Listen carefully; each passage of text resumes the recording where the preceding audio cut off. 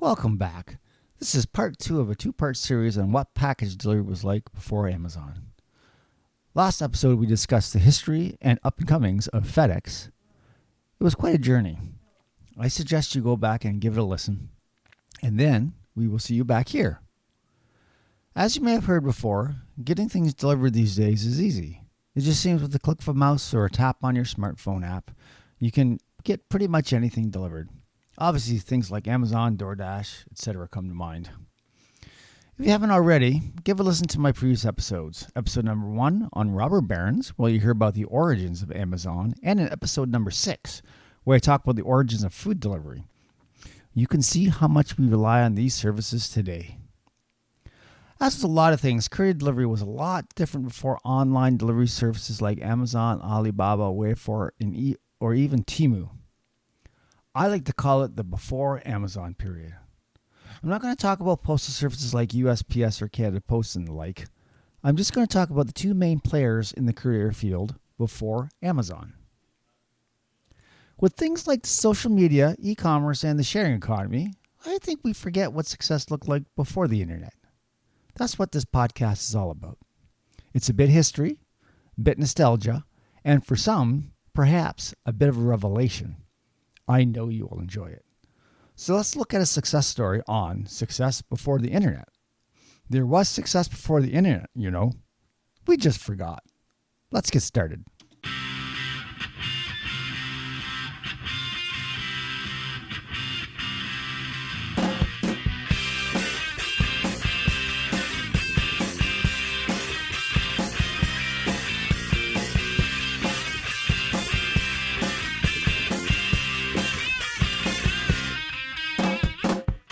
Episode number 10, Before Amazon, Part 2, UPS. Welcome to the show. I'm going to talk all about the two big players in package delivery before big e-tailers like Amazon came onto the scene. They are FedEx and UPS. This is a two-parter on the podcast, and there will be a lot of information to take in. Today, I'm going to talk about UPS in detail. I suggest you go back to my last episode where I discussed the history of FedEx, and I'm sure you will enjoy it. But before I get started, remember to go to Apple Podcasts and give the show a 5-star review. And share the podcast with anyone who you think would enjoy it. If you want to support the show, you can go to successbeforetheinternet.com and click on the link Support SBTI on Tip Jar. You can also tip regularly if you come back often. I'm sure you will. All right, let's begin. United Parcel Service is an American multinational shipping and receiving and supply chain management company founded in 1907. Originally known as the American Messenger Company, specializing in telegraphs, UPS has expanded to become a Fortune 500 company and one of the world's largest shipping couriers. UPS today is primarily known for its ground shipping services as well as the UPS Store, a retail chain which assists UPS shipments and provides tools for small businesses. UPS offers air shipping on an overnight or 2-day basis and delivers to post office boxes through UPS Mail Innovations and UPS SurePost, two services that pass on packages to the United States Postal Service for last-mile delivery. UPS is the largest courier company in the world by revenue, with an annual revenue around US $85 billion as of 2020, ahead of competitors DHL and FedEx, as I talked about in the last episode. UPS's main international hub, UPS World Park in Louisiana, Kentucky, is the 5th busiest airport in the world by cargo traffic based on preliminary statistics from ACI, and the 3rd busiest in the U.S. behind FedEx's Memphis Super Hub and Ted Stevens Anchorage International Airport. The company is one of the largest private employers in the United States. But let's talk about UPS's humble beginnings. In 1907, when James E. Casey, a young 19-year-old messenger, founded the American Messenger Company. Casey's idea was simple but revolutionary: to deliver packages with a focus on reliability and efficiency. On August 28, 1907, James E. Casey founded the American Messenger Company with Claude Ryan in Seattle, Washington, capitalized with $100 in debt. Most deliveries at this time were made on foot, and bicycles were used for longer trips. So what So just with the $100 they borrowed from their mother, Casey started his venture, employing a small team of messengers using bicycles and later motor scooters. By 1913, the company was renamed the United Parcel Service, UPS for short, and began to specialize in delivering packages rather than just messages. This shift marked the beginning of a new era in logistics. UPS introduced its own fleet of delivery trucks, which was a game changer. This allowed the company to streamline its services and increase delivery speed. The company's commitment to efficiency and customer service quickly set it apart from its competitors. The American Messenger Company focused primarily on package delivery to retail stores, with special delivery mail delivered for its largest client in the U.S., Post Office. In 1913, the company acquired a Ford Model T as its first delivery vehicle. Casey and Ryan merged with a competitor, Everett McCabe, and formed Merchants Parcel Delivery. Consolidated delivery was also introduced, combining packages addressed to a certain neighborhood onto one delivery vehicle. In 1916, Charlie Soderstrom joined Merchants Parcel Delivery, bringing in more vehicles for the growing delivery business. In 1919, the company expanded for the first time outside of Seattle to Oakland, California, and changed its name to what we know today as United Parcel Service, or UPS. The Common Carrier Service was acquired in 1922 from a company in Los Angeles, California. UPS became one of the only companies in the U.S. to offer Common Carrier Service. At first, Common Carrier was only limited to a small area around Los Angeles, but in 1927 expanded to areas up to 125 miles outside the city. In 1924, a conveyor belt system was debuted for the handling of packages for UPS operations. In 1930, a consolidated carrier service began in New York City and soon after in other major cities in the East and the Midwest. The use of a common carrier for delivery between all customers placed UPS in direct competition with the USPS. And delivering parcels beyond the California border brought it under the jurisdictions of the Interstate Commerce Commission. The first city for UPS to use common carrier status outside of California was Chicago, Illinois in 1953. Air service through UPS was first used in 1929 through private airlines. However, the Great Depression and a lack of volume ended the service. In 1953, UPS resumed air service called UPS Blue Air with 2-day service to major cities along the East Coast and the West Coast. The 1920s and 1930s were a rapid period of growth for UPS. As the company expanded its services beyond Seattle, it began to branch out nationally. In 1922, UPS started offering services to the East Coast, opening up a new office in New York City. During this period, UPS also made significant technological advancements. In 1924, the company began to use its own standardized brown delivery uniforms and trucks, a branding strategy that would become one of its most recognizable features. This consistency in appearance helped to establish UPS as a reliable and professional service provider. The company also pioneered the concept of package tracking, introduced in the 1930s. This innovation allowed customers to know exactly where their parcels were, a service that was revolutionary at the time. World War II brought new challenges and opportunities for UPS. The company played a crucial role in wartime logistics, helping to deliver supplies and support the war effort. The experience gained during this period helped UPS refine its logistics operations.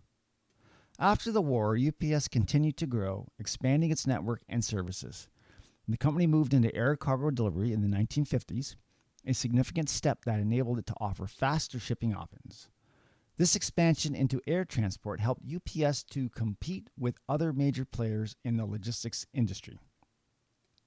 By the end of the 1950s, UPS had established a strong presence across the United States, and the company began to set its sights on international expansion. Now that we've spoken about the beginning of UPS, let's talk a little bit about its evolution.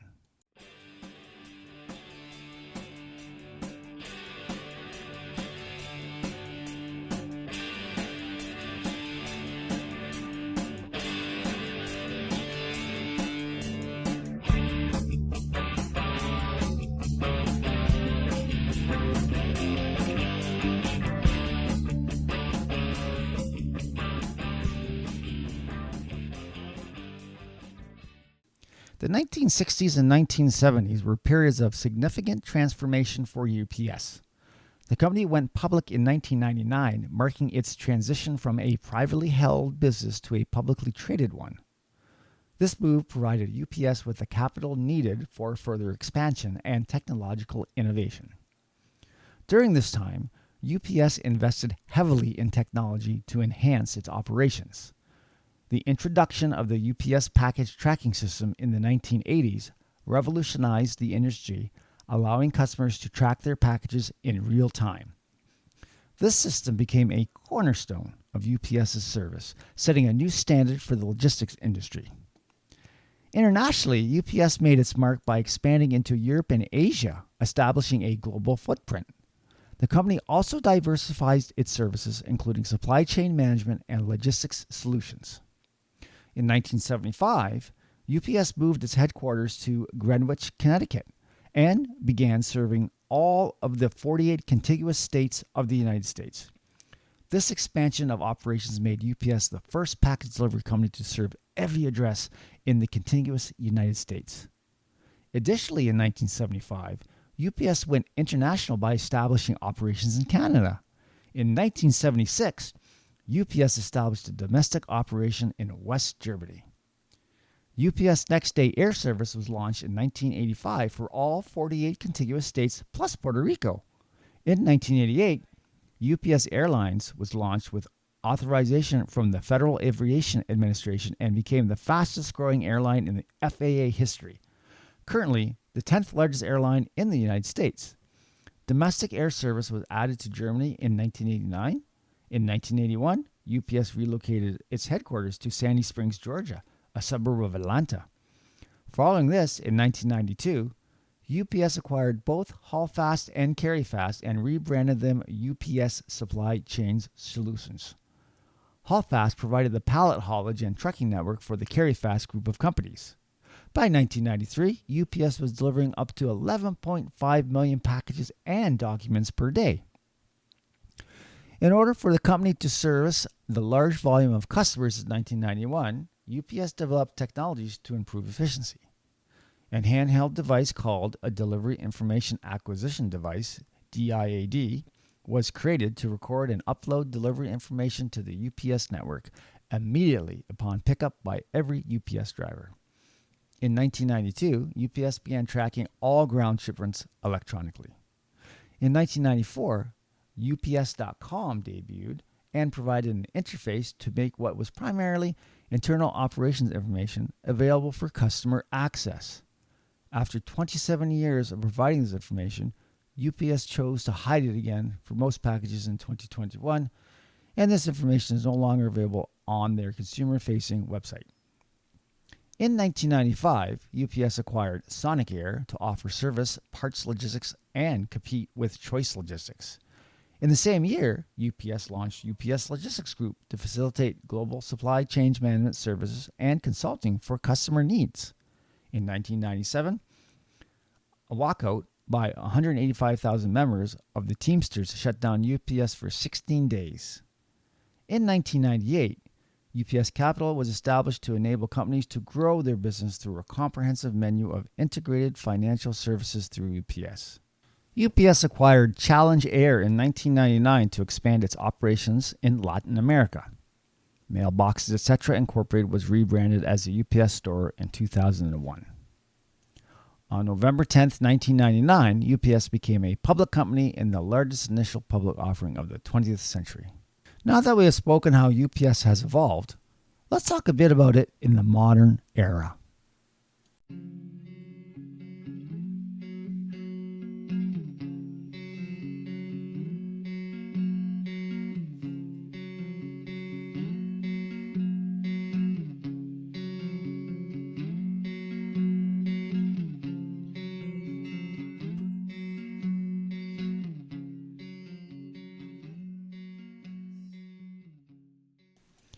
In 2004, UPS entered the heavy freight business with the purchase of Menlo Worldwide Forwarding, a former subsidiary of Menlo Worldwide. UPS rebranded it as a UPS Supply Chain Solutions. The purchase price was US $150 million, and the assumption of $110 million in long-term debt. On August 5, 2005, UPS announced that it has completed its acquisition of less than truckload trucking company Overnight Transportation for $1.25 billion US. Woo, that's a lot of cash. This was approved by the FTC and Overnight shareholders on August 4, 2005. On April 28, 2006, Overnight officially became UPS Freight. In 2005, UPS offered nonstop delivery service between Guangzhou and the United States. On October 3, 2005, UPS completed the purchase of Lynx Express, one of the largest independent parcel carriers in the United Kingdom, for £55.5 million. That's almost $100 million US. After receiving approval for the transaction from the European Commission, the first joint package car center operation in Dartford, Kent, was opened in 2006. On August 28, 2007, the United Parcel Service celebrated its 100th anniversary. All Nippon Airways, a Star Alliance member, and UPS formed a cargo alliance and code share to transport member cargo in 2008, similarly to an airline alliance. On March 19, 2012, UPS announced that it intended to acquire TNT Express for $6.8 billion in a move to help expand its presence in European and Asian markets. However, the deal fell through in January 2013 after it was announced that UPS had failed to obtain permission from the European Commission and as such had been blocked on competitive grounds. In February 2012, UPS acquired Brussels-based company Kaela that provides e-commerce retailers the options to have goods delivered to a conventional retail location. In 2018, the Wall Street Journal reported that UPS's operations were hampered by its outdated 20th century technology, lagging behind its competitors. In May 2019, UPS launched a partnership with autonomous trucking startup Too Simple to carry cargo across Phoenix, Arizona and Tucson, Arizona. In October 2019, UPS won the approval of the Federal Aviation Administration to fly drones. The certification will allow UPS to deliver healthcare supplies using a fleet of drones. On January 29, 2020, UPS announced it was investing in UK startup Arrival and ordering 10,000 Generation 2 electric vehicles as a step towards a cleaner, more high-tech fleet. The deal runs from 2020 until 2024 and was reported to be worth more than $400 million. In March 2020, the company has appointed Carol Tomé to succeed David Abney as its chief executive officer. It was viewed as a move to steer the parcel delivery company through the turbulence of trade wars, technological disruption, and the risk of pandemic-induced recession. In March 2020, UPS expands its autonomous trips with Too Simple by adding an extra route between Phoenix and El Paso, Texas. In January 2021, UPS announced it had agreed to sell UPS Freight, its less-than-truckload freight business, to TFI International, a Canadian transport and logistics company, for $800 million. UPS said the move would allow it to focus on small package delivery. At the time of the sale, UPS Freight had about 14,500 employees, approximately 11,000 of them represented by the Teamsters Union, and generated an estimated $3.15 billion in revenue in 2020, offering service across the USA, Canada, and Mexico. TFI had reported $4.1 billion in revenue in 2019 and had already operated truckload and less-than-truckload services in Canada. The acquisition was completed in April, and UPS Freight was renamed T-Force Freight. In 2021, following the company's shift to target smaller customers to boost profits during the COVID-19 pandemic, UPS reported a 21% jump in their fourth quarter sales to $24.9 billion. CEO Carol Tomé reported that Amazon paid UPS $11.3 billion in shipping in 2020, accounting for 13.3% of the company's revenue. In September 2021, UPS entered into an agreement to acquire Roadie for an undisclosed amount, with the transaction expected to be closed in the fourth quarter. In November 2022, it was announced UPS had acquired the Long Beach, California headquartered time-critical healthcare logistics company MNX for an undisclosed amount. In October 2023, it was announced UPS had acquired the Los Angeles headquartered reverse logistics company Happy Returns from PayPal for an undisclosed amount. Kind of secretive. In January 2024, UPS announced that it planned to cut 12,000 jobs and mandate that staff return to the office 5 days a week. Ouch. Chief Executive Carol Tomei blamed the move on a difficult and disappointing year in 2023. In July 2024, UPS announced that it had entered into an agreement to acquire a Mexican logistics company, Estafeta Mexicana. It is expected to be finalized by the end of the year. What's in store for the future of UPS? Looking ahead, UPS is focused on several key areas: sustainability, technology, and global expansion. The company is committed to reducing its carbon footprint and increasing the efficiency of its operations. Innovations like drone deliveries and autonomous vehicles are on the horizon, promising to further revolutionize the logistics industry. UPS's ability to adapt to these changes will be crucial in maintaining its competitive edge. As we wrap up our journey through the history of UPS, it's clear that the company has evolved from a small messenger service into a global logistics powerhouse. Its dedication to efficiency, innovation, and customer service has made it a key player in the modern economy.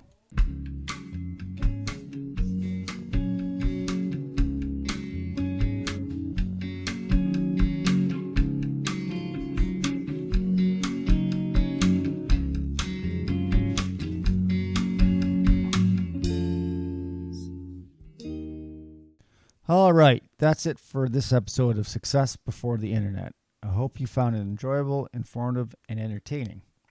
Thank you for tuning in. You can find us on any of the podcast platforms: Apple, Spotify, YouTube podcasts, or wherever you get your podcasts. This is the last episode of Season 1 of the podcast. I hope you have enjoyed listening to it as much as I have had fun making it. It has been quite a journey. I'm going to take a bit of time off, so if you haven't listened to all the episodes this season, I encourage you to go back and listen to it, as it's so entertaining. Stay tuned for the next season, where I delve into more successes that can be traced back to before the internet. I have now set up a tip jar so that if you tune in regularly, you can go to successbeforetheinternet.com and click the Support SBTI on Tip Jar link. If you're not able to, that's okay. Just leave a 5-star review of the show. It really goes a long way into getting the show noticed. Also, please share on your social media platforms to help get the word out. If you tip, I will mention it on my next episode. Why? Because you are beautiful people. Thanks a bunch. You can also find us on Facebook, or you can go to our website, successbeforetheinternet.com, to get all our episodes streaming there. You can also email me at successbeforetheinternet@gmail.com with any comments about the show. I would love suggestions for future episodes. You'll get a shout out if I use your suggestion for a show topic. All the music in the show is from my band, Sideshow. Our music can be found on SoundCloud under the name Sideshow Band 72. So, until next time, I'm Dan Vespa. And remember, there was success before the internet. We just forgot.